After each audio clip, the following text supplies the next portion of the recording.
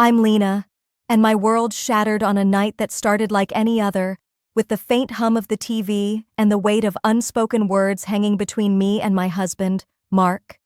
12 years of marriage, a home filled with quiet routines, and yet, beneath it all, a storm was brewing.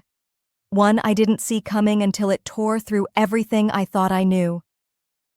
That night, Mark looked at me with cold, distant eyes and said something that twisted my reality into a knot of dread, hinting at a darkness I couldn't grasp.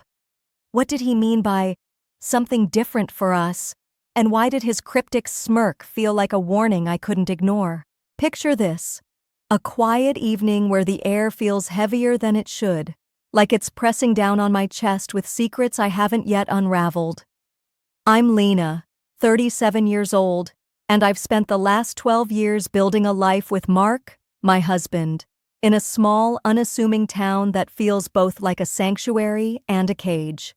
There's a restlessness in me, a quiet storm that's been brewing beneath the surface for longer than I care to admit.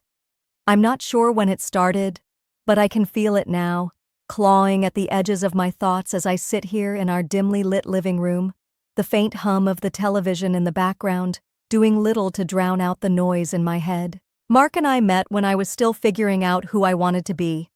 I was 25, fresh out of a string of bad decisions, and he was this steady, grounded presence that felt like a lifeline. He's a good man, don't get me wrong, reliable, kind in his own quiet way, always there to fix a leaky faucet or listen when I've had a rough day at the office. We've built something together, a life of routines and small comforts. Our home is modest, a 2-story place with creaky floors and a backyard that's more weeds than grass, but it's ours.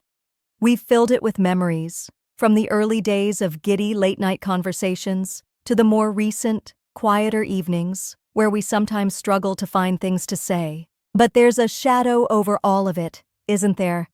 A weight that I can't quite name, though I've tried. At 37, I'm not the wide-eyed dreamer I used to be. I work as an administrative assistant at a local insurance firm, a job that pays the bills but leaves my soul untouched.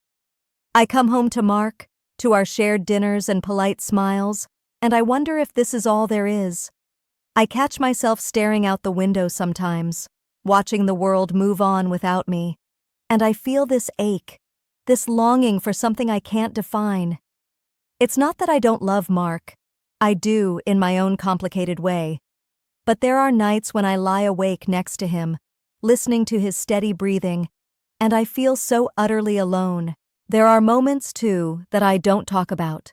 Moments that burn in my memory with a heat I can't ignore. Times when Mark and I have tried to bridge the gap between us, to reconnect in ways that go beyond words.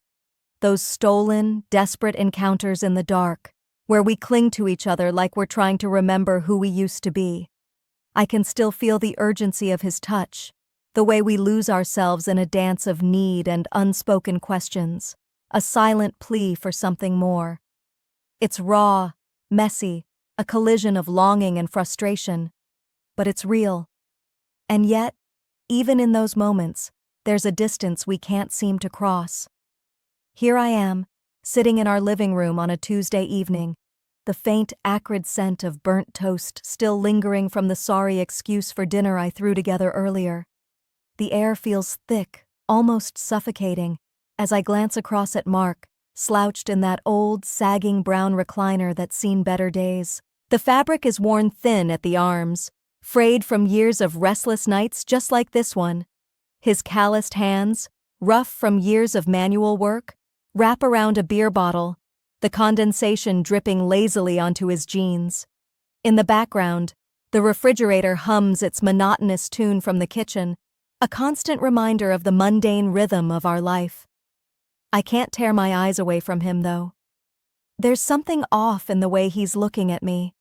Those hazel eyes of his, usually warm, now cold and distant, like he's seeing right through me to something I can't grasp. He shifts slightly, the recliner creaking under his weight, and then he speaks, his voice low and edged with something I can't place. I've been thinking about something something different for us. The words hang there, vague and heavy, like a storm cloud waiting to burst. My stomach twists into a tight knot, and I feel my fingers instinctively tighten around the remote control in my lap. I fumble to mute the TV, the sudden silence amplifying the thudding of my own heartbeat. "What do you mean?" I ask, my voice barely above a whisper, almost afraid of what the answer might be. But he doesn't give me anything to work with. Instead, he just smirks, a faint, unsettling curve of his lips, and says, "You'll see soon enough." And just like that, he leans back, taking another slow sip of his beer, leaving me dangling on the edge of a cliff I didn't even know I was standing on. I'm rattled, no question about it. My mind starts racing, spinning through a dozen possibilities, each one darker than the last. Is he planning to leave me? Has he grown tired of this life, of me, after all these years? Or is there something else, some secret he's been keeping, something that's been eating at him behind those detached eyes? I don't know, and the not knowing is worse than any answer could be. I sit there, staring at the muted TV screen, the flickering images meaningless now while dread coils tighter in my chest. Over the next couple of days, that dread only grows, sinking its claws deeper into me. I start noticing things I hadn't before, or maybe I had, but I'd chosen to ignore them. Late at night, when I'm half asleep on the couch, I catch Mark texting, his phone screen tilted just out of my view, his fingers moving quickly, almost furtively. Who's he talking to at midnight? Why the secrecy?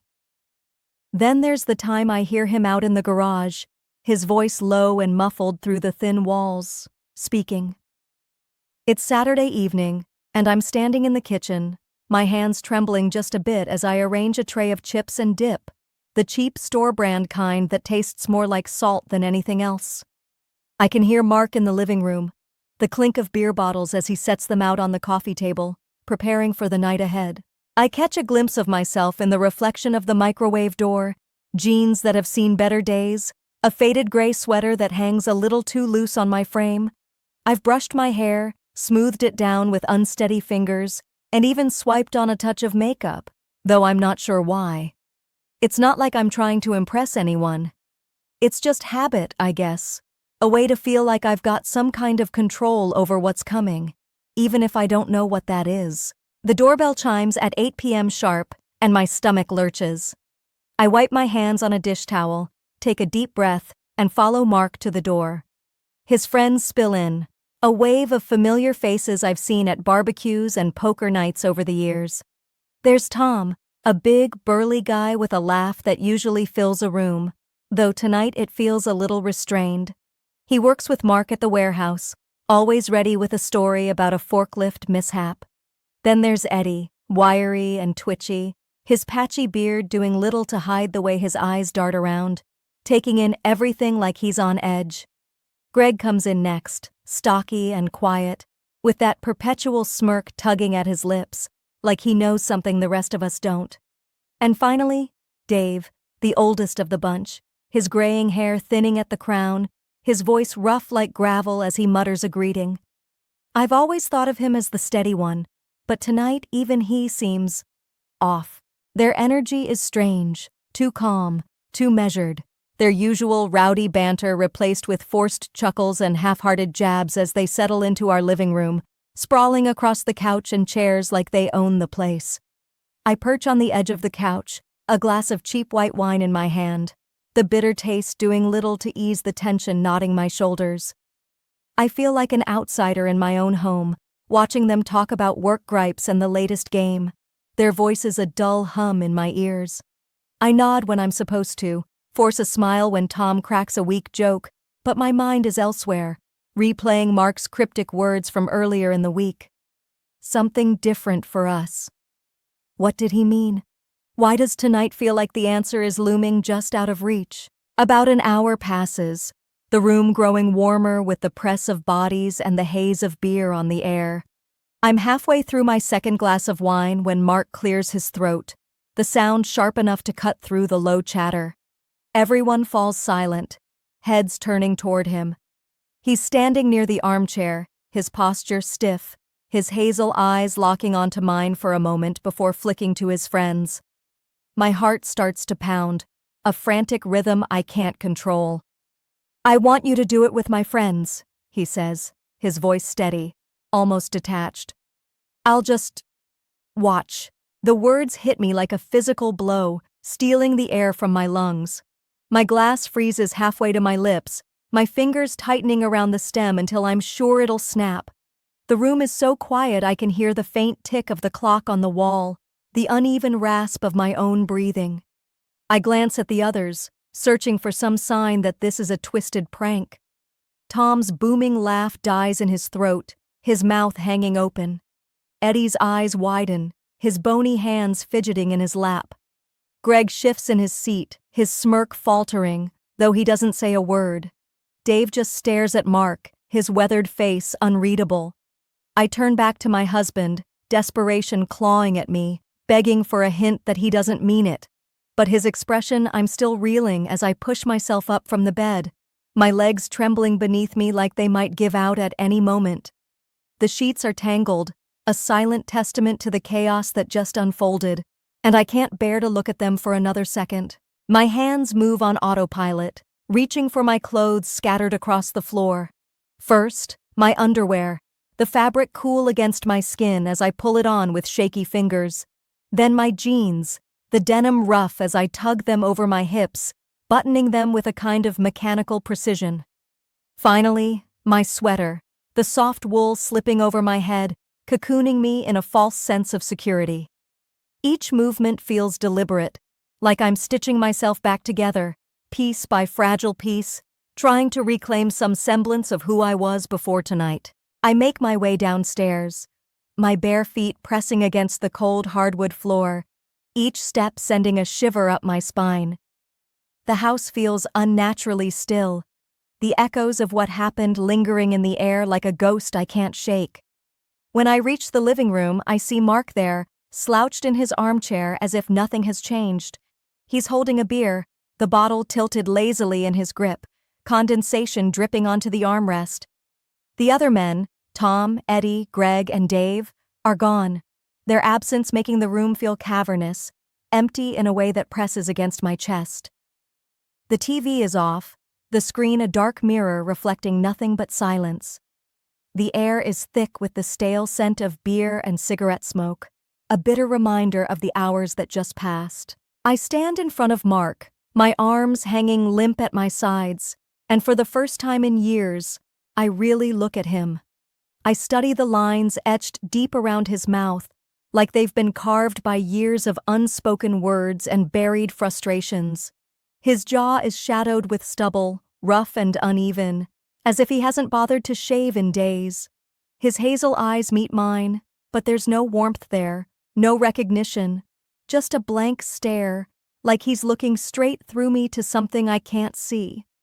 I wait for him to speak, to offer some kind of explanation, some shred of remorse or even anger, anything to break this suffocating quiet. But he just lifts the bottle to his lips, takes a slow sip, and sets it back down with a faint clink. It's as if the weight of what happened, what he orchestrated, means nothing to him. I search inside myself for something to feel. Anger should be there, shouldn't it? A burning rage at the betrayal, at the way he turned our life into something unrecognizable. Or sadness, a deep, aching grief for what we've lost. Even disgust, a visceral rejection of the man sitting before me. But there's nothing. Just a hollow space where emotions used to live. A void that swallows everything and leaves me numb. I don't know if that scares me more than anything else. The absence of feeling. The way I've been stripped bare in more ways than one. Unable to stand there any longer, I turn away, my feet carrying me to the kitchen. The linoleum is cold under my soles, grounding me in a way the rest of the night hasn't. I reach for a glass from the cabinet, my movements slow, deliberate, and fill it with water from the sink. The liquid is icy as it slides down my throat, but it does little to wash away the bitterness clinging to me. I catch my reflection in the window above the sink, the darkness outside turning the glass into a mirror. My face stares back at me, pale and drawn, my eyes hollowed out like I'm looking at a stranger. The woman in the reflection isn't me, not the Lena who laughed with Mark over late-night pizza, not the one who dreamed of a future filled with something more. This version of me looks like a shell, emptied out by a night I never saw coming. And in that moment, as I stand there gripping the edge of the counter, I realize something with a clarity that cuts through the fog in my mind. I'm done. Not just with tonight, not just with the memory of hands and whispers and a betrayal. It's early Sunday morning, and the house is wrapped in a silence so deep it feels almost sacred, broken only by the faint rhythmic sound of Mark snoring from the guest room. He didn't come to bed with me last night, and I'm not surprised. I don't think I could have faced lying next to him anyway, not after everything. The clock on my nightstand blinks 6 a.m., and I'm already awake, staring at the ceiling, my mind made up. There's no going back now. The sky outside my window is a pale, lifeless gray, casting a dim light across the room as I slide out of bed, my bare feet hitting the cold floor with a shiver. I move with purpose, pulling on a simple black hoodie and a pair of worn jeans, the fabric rough against my skin but grounding in its familiarity. I don't make a sound as I creep to the closet, dragging out a small suitcase, the kind you'd take for a weekend trip. But this isn't a getaway. This is an escape. I pack methodically, folding clothes with hands that don't tremble, though I feel the weight of each item I place inside. Shirts, pants, a handful of toiletries, my laptop tucked carefully into the side pocket. I don't linger over anything sentimental. There's nothing here I want to carry with me, no photos or trinkets that hold any meaning anymore. The memories in this house are tainted, stained by a night that shattered everything I thought I knew. I zip the suitcase shut, the sound sharp in the stillness, and carry it downstairs, my steps deliberate, avoiding the creaky spots on the floor I've memorized over the years. In the kitchen, I sit at the small, scratched-up table where we've shared countless meals, countless silences. I pull a scrap of paper from a drawer and grab a pen, my fingers closing around it with a strange steadiness. I write the words I've been rehearsing in my head since I woke up. I did what you asked, now I'm leaving, and I'll never look back. The pen shakes slightly as I form each letter, not from sadness or fear, but from the sheer finality of it all. It's like I'm signing away a piece of myself, the part of me that clung to this life, to Mark, even when I knew it was broken. I read the note over once, twice, then fold it in half and place it on the table, weighting it down with a chipped coffee mug we've used 1,000 times. It's such a small gesture, but it feels like a monument, a marker of the end. I call a cab, my voice low as I give the address, not wanting to disturb the fragile quiet of the house. While I wait, I stand in the middle of the living room, my eyes drifting over every detail one last time. The faded curtains hang limp at the windows, their once vibrant pattern dulled by years of sunlight and neglect. The furniture is scuffed and worn, bearing the marks of a life lived hard and without much care. The armchair where Mark sat, watching everything unfold that night, looms like a dark stain in the corner of my vision. I don't feel anger or grief as I take it all in, not even a flicker of nostalgia. There's just a strange, quiet calm settling over me, not relief or triumph, but a resolve that feels as solid as the ground beneath my feet. This is it. I'm done. The cab pulls up outside, the faint crunch of tires on gravel pulling me from my thoughts.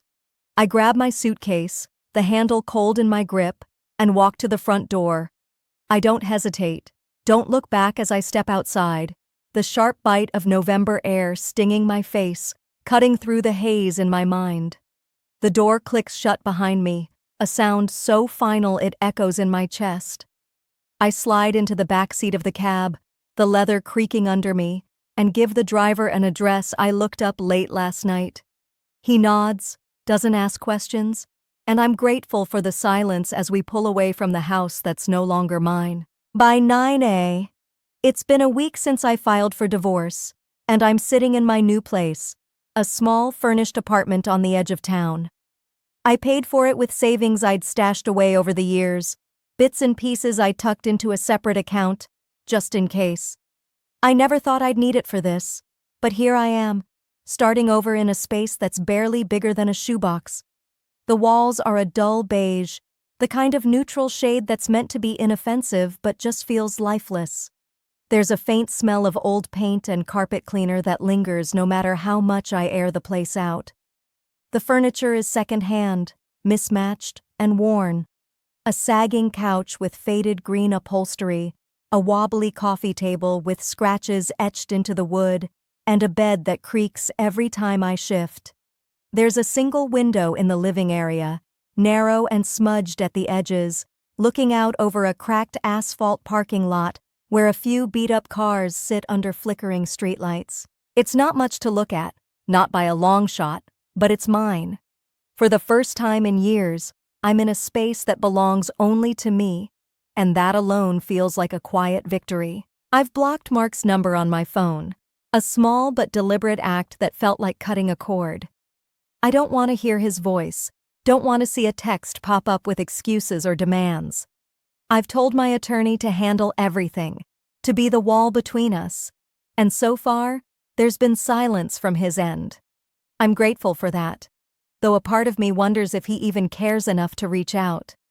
Maybe he's just as done as I am, or maybe he's too ashamed to face what he set in motion. I don't know, and I'm trying not to dwell on it. When I think back to that night, the way everything unraveled in a haze of betrayal and violation, I don't feel the raw, searing pain I expected. There's no burning anger, no tears waiting to spill. Instead, there's this strange, detached clarity, like I'm looking at it through a pane of glass. I see now that it wasn't just about what happened, about the boundaries crossed in ways I can't fully voice. It was about control, about Mark testing how far he could push me, how much I'd bend before I broke. I didn't know I had those limits until they were shattered, but now that I do, I'm holding on to them like a lifeline. My days have settled into a new rhythm, one that's unfamiliar but grounding in its simplicity. I wake up alone, the silence of the apartment wrapping around me like a cocoon. There's no snoring from the other side of the bed, no clatter of someone else moving through the house. Just me, rolling out of bed as the first light creeps through that grimy window. I shuffle into the tiny kitchen, barely big enough for one person to turn around in, with its chipped countertops and a sink that drips no matter how tight I turn the faucet. I make coffee in a cheap machine I picked up at a discount store, the bitter aroma filling the small space as I lean against the counter, waiting for it to brew. I sip it slowly, staring at nothing in particular, letting the warmth seep into my hands. It's a small ritual, but it's mine, and that matters more than I thought it would. Work has become a refuge, in a way. I've thrown myself into my design projects, freelance gigs I've taken on since leaving the insurance firm, with a focus I haven't felt in years. I sit at the rickety desk in the corner of my apartment, my laptop open, sketches and notes scattered around me, and I lose myself in the lines and colors. It's not just about paying the bills anymore. It's about creating something, rebuilding a piece of myself through every project I finish. And in the evenings, I've started taking walks, just to get out, to feel the cool air on my skin. I wander along the cracked sidewalks near my building, past flickering neon signs and quiet storefronts. Don't forget to subscribe, like, and comment if you enjoyed this story. This will help us create more engaging stories for you.